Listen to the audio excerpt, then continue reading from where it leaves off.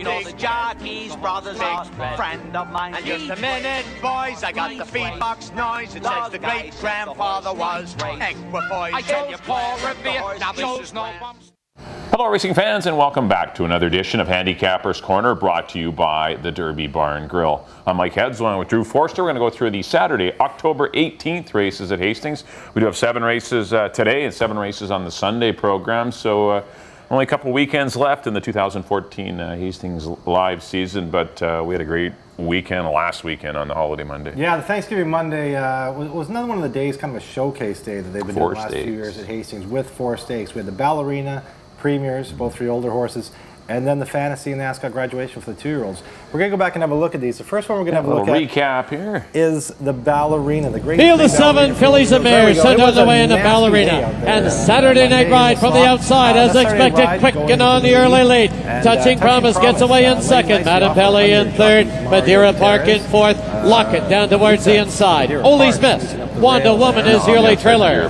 Now as they round the far turn now, it's Saturday Night Ride out there with almost a 2-length lead. Very leisurely opening quarter. I think it was 20, yeah, almost 24 seconds. Yeah, just a 23.98, and Mario quite happy with Touching Promise where she was. Everyone seemed happy with their position because nobody really moved through the next half mile. Saturday Night Ride has a 2-length lead. Touching Promise sitting comfortable. Madame Pele down on the inside.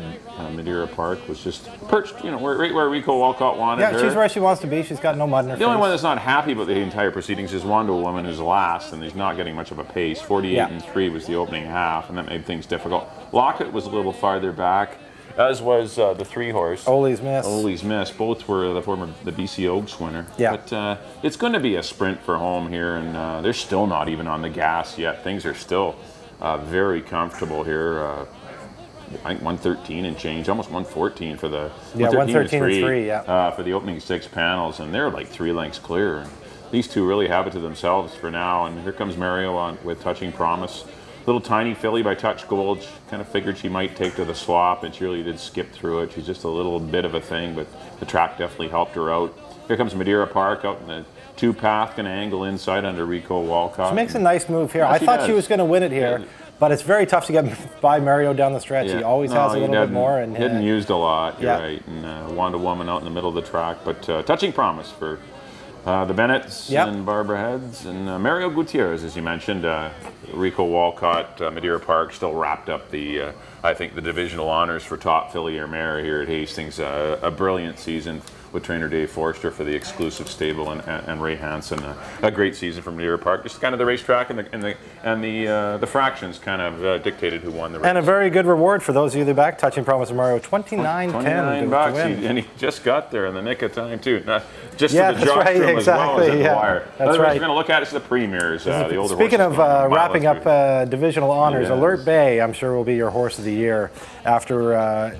Broke well, Alert Bay. Yeah. Right out there on the lead, and then Rico just kind of guided him back and let Prohibition and Mysterious Soul go. Actually, they did. You know, the opening quarter mile, they were 3 across the track, but they weren't flying. They go in 23 and 3, which is decent. It's not crazy fractions. The track was pretty quick this day, as it did get kind of wet and fast. But that is Prohibition on the lead there. He's trying to set the early fractions. He was well back in this at 4-1. Alert Bay kind of sucks back now, and Mysterious Soul goes up to challenge Prohibition. It was nice and comfortable out in the 3-path, but Sahin Savici is on, who took over for Keyshawn Balgobin, and actually Richard Hamill and Keyshawn Balgobin both had to book off for the last couple of races. Come off their mounts after a spill in the 6th race. Fantasy. Yeah. But here comes Mysterious Soul. The only half, pretty quick, 47-1. You see Rico Walcott just letting his colt just settle back into 3rd. And these 3 are kind of clear. There's a little battle between Mr. Bowling and I think Wilo Cat's back there as well. Or actually Coffee Grinder's down on the inside. Yeah. There's Remember to Breathe kind of breezing up. Wilo Cat's currently in 6th. And there's Mr. Bowling in 7th. But fractions are okay, 12 and 4. They're not stealing anything, but they're earning it. Yeah. Those are honest fractions.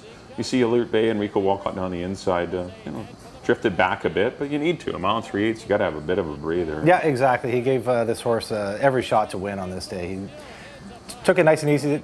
on him down the backstretch, and now as the race comes, he's full of horse. You see Coffee Grinder sneaking up the rail. Sneaking up the rail, but he's going to get stopped behind Prohibition here. Right there. No luck for a Coffee Grinder on this day. But this, from here, it turns into a 2-horse race. Mysterious Soul at 31-1, running an absolute corker. But I'm not sure why he was 31-1. It's almost like he didn't belong in the race, but he just finished putting away Commander, and he just got nailed by Mr. Bowling last time in the Randall, the prep. But I guess bettors liked others, and he doesn't win, but he's very game all the way down the lane under Sahin Savici. But Rico and Alert Bay were just a little too much, and they get up to win it by about a neck. In a very good time, 2:17. Yeah, that was nice for the track, 2:17 in Fort Fest. But congratulations to Peter Radicott, Bonita Bolton.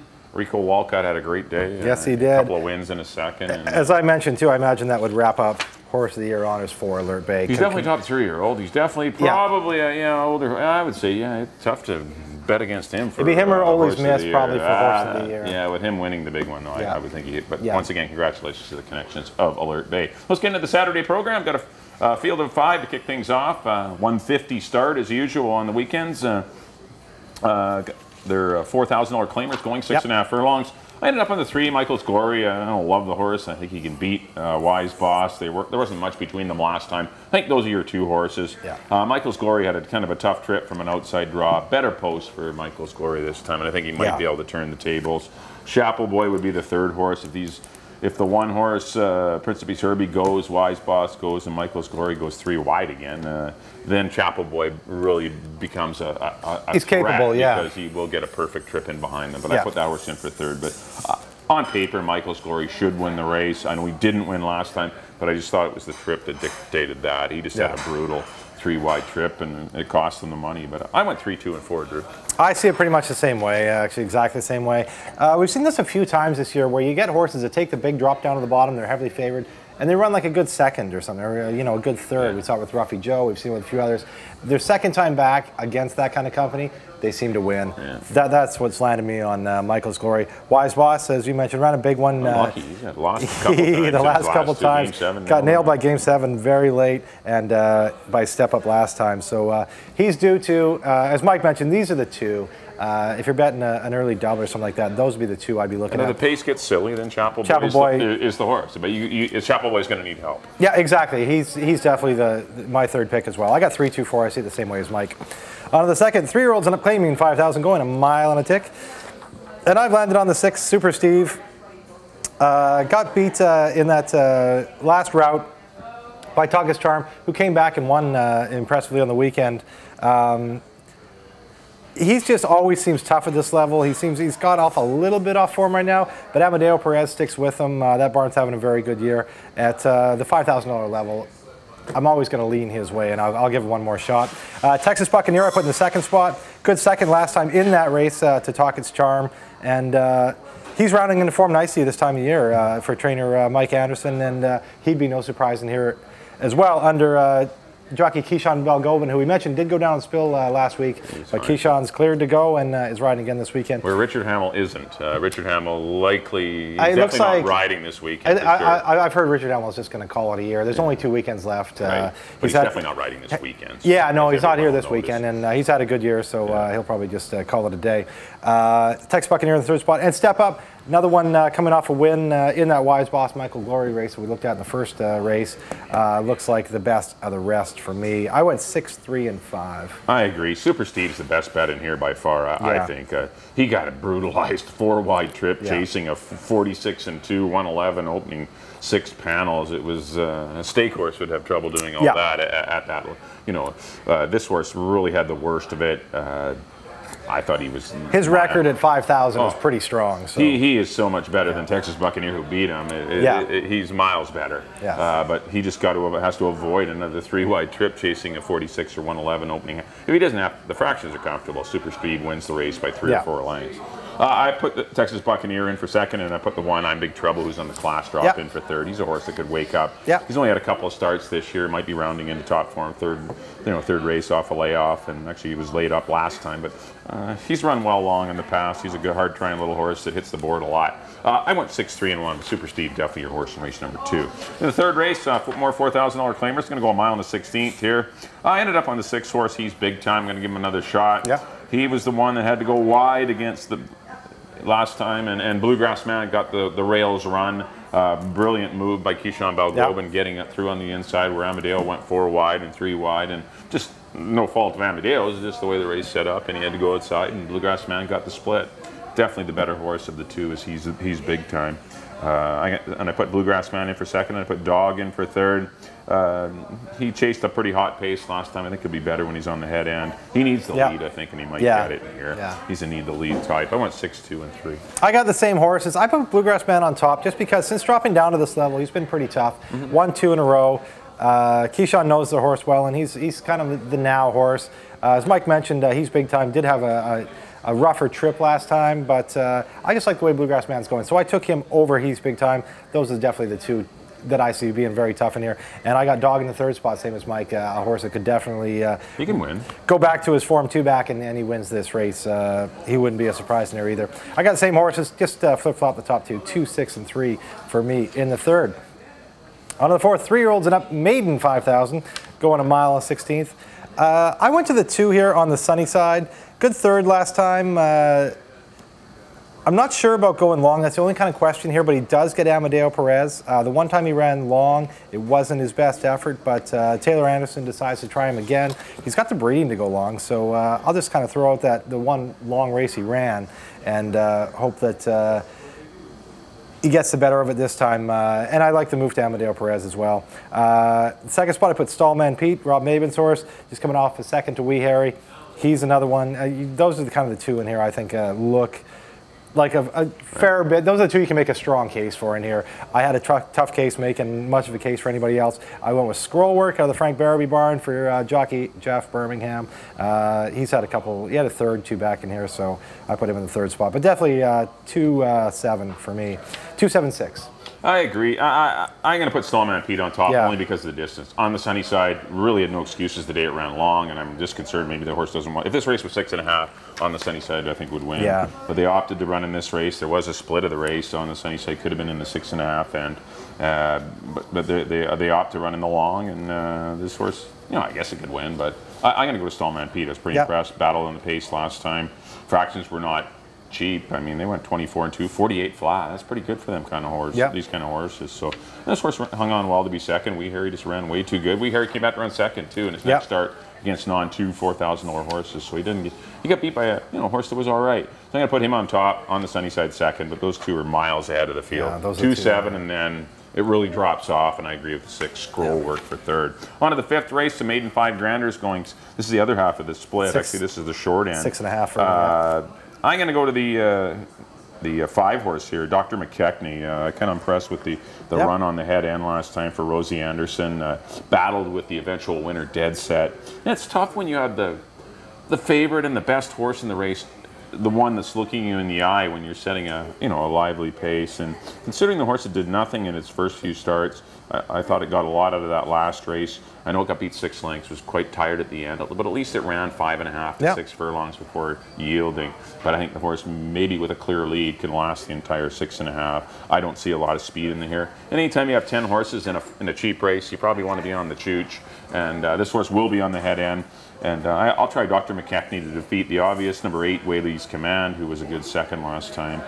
2 Dead Set, and I put the 1 horse Fasciniste, who's due to break through as well with Amadeo Perez for third. Both those horses have ran decent races, but they run a lot of times. They've had a lot of chances. That's why I'm going to lean into someone a little more lightly raced. He's had some little hiccups in between, little gaps in his form, but I like the speed, and I like the fact he has speed and not facing a lot of other speed in the race. I went 5-8-1. I did go with the 8 Wiley's Command for Hall of Fame trainer Harold Barrowby under jockey Jeff. Just got beat 3/4 of a length last time by a well-meant Dead Set. Jeff's riding right. If you look at this horse's form, he's hit the board like his last 5 races, so he's due to break through in one of these. So I put him on top. I put Fashionista in the second spot. Dave Dahl and Amadeo Perez are 60% together out of 5 mounts. I don't think he liked going long last time. He gets back to a 6 furlongs where, again, a second and a third with Pacheco and Marty aboard. Now he gets Amadeo Perez going short. Wouldn't be surprised to see him land in the winner's circle. The third spot, I went with a bit of a shot here on Maruk out of the Rob Van Overshot barn. A horse ran last year for maiden 25, got beat 6 lengths at a Tempest Carson City Brown London race, so not a terrible race.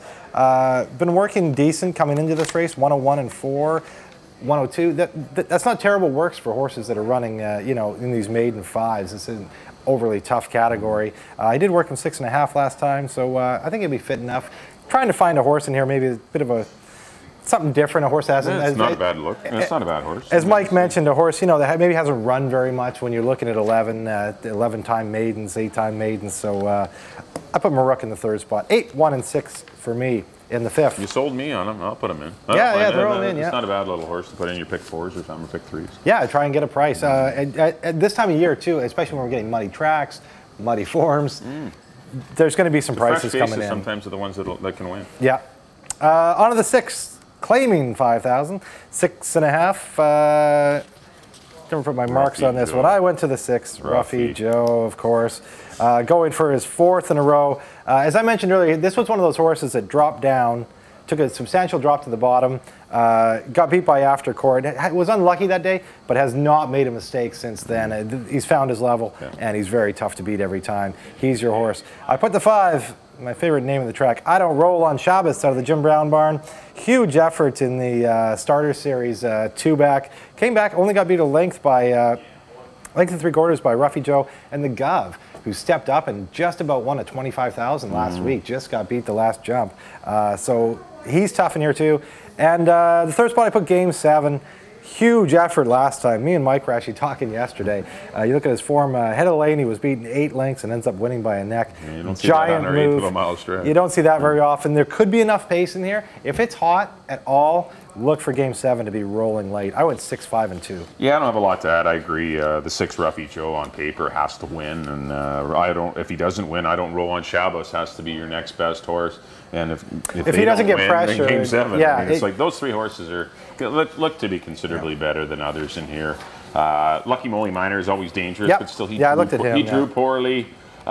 He's shortening up. I mean, just not the best scenario for him. I mean, a lot of these cheaper horses need good traps, and if Frank can get a good trip with him, maybe he's in play too. But 6, 5, and 2 really do look like the 3 horses in the 6th race. On to the 7th and final. Got some $4,000 fillies and mares in here. Non-winners a 2 lifetime, going 6 1/2 furlongs. I went to the 3 New Twist Miss, kind of an obvious pick. Nice win first time out. Came back against straight 3-year-old fillies to run 3rd. On Quiet Diaz Saban, both horses that were going well at the time. Come back to work nicely. Gets Amadeo for the injured Richard Hamill, and I don't know. She's likely has to get the lead in here. I know she's going to get a bit of pace pressure, but I got to go to her to win it. Put the 9 Little Blossom in the mix, dropping, been running against much better company as Little Blossom, then freshened up a little bit, and we'll see how she does. And I put the 2 horse 4 Times Lucky, who shortens up off of, I thought, a pretty brave effort going a mile and 16th. Battled hard on a very fast pace. I know the winner was on the pace that day, but still this horse was out there fighting, and maybe just doesn't want to go long, and definitely doesn't want to go long on 23 flat, 46 and 2. So I think the cut back to 6.5 is going to help 4 Times Lucky. I went 3, 9, and 2. I agree on the 3, New Twist Miss. She's going to be a short price for trainer Mike Anderson, Amadeo Perez. The logical pick in here, Broker Maiden for 8, very comfortably first out. Comes back in an $8,000 race, gets beat, drops in for the 4 and on 2. This is where she belongs, and she will be a handful in here, I believe. The 2nd spot, I went with Rodessa out of the Pedro Alvarado barn. Just got beat last time by Jag Time Tune. Had the lead and just lost it very late. Got beat a neck. Got back-to-back 48 buyers, and for these kind of horses, that's putting you in very much in play for jockey Jeff Birmingham. And the 3rd spot, I put Little Blossom, as you mentioned, Mel Snow's runner in here, dropping down.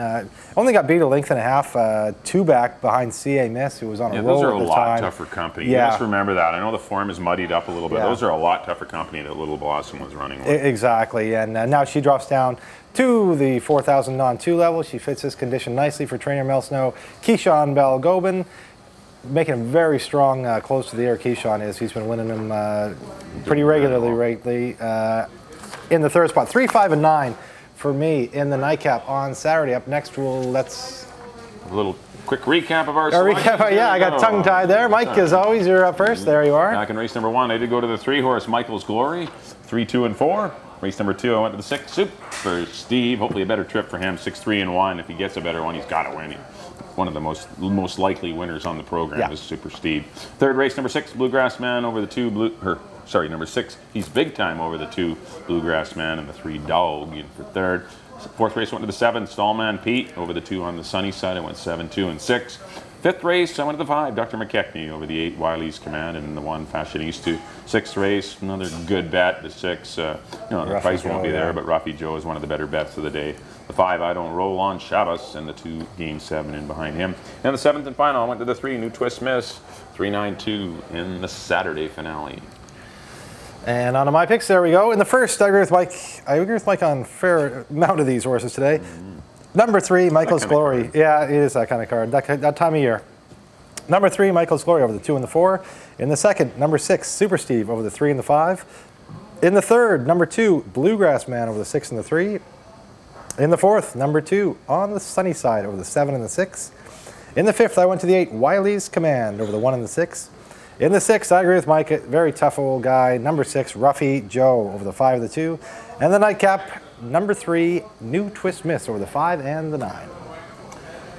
All right, thanks everyone for tuning into the Saturday edition of Handicapper's Corner. Just a quick reminder, if you can't make it out to the track on Saturday, the Derby Bar and Grill is always open, and so it opens at 9, and lots of early simulcasting, and lots of simulcasting throughout the day. Hastings will be on the big screen as well. Got lots of food specials, so come on out. If you're going to the track, don't forget to take in our little sheet that we give out on the tarmac. When you go down to your beer stands down on the tarmac, you get a little free sheet that has our selections on it, the overnight, as well as a nice 2-for-1 Derby Bar and Grill entree coupon, which is definitely quite worthy of getting. One thing I'll mention too, as we are winding down, we obviously have a show for Sunday, and then we cover the last weekend at Hastings, and we will be doing, as always, our Breeders' Cup full rundown on every race on the Friday and the Saturday for the Breeders' Cup cards. So pretty exciting times. October is always championship races, and as well, the month's going to end with some great action down at Santa Anita for the Breeders' Cup. Well, on behalf of Drew, thanks very much for tuning in. We'll see you next time here at the Derby Bar and Grill. Now this is no bum steer, it's from a handicapper that's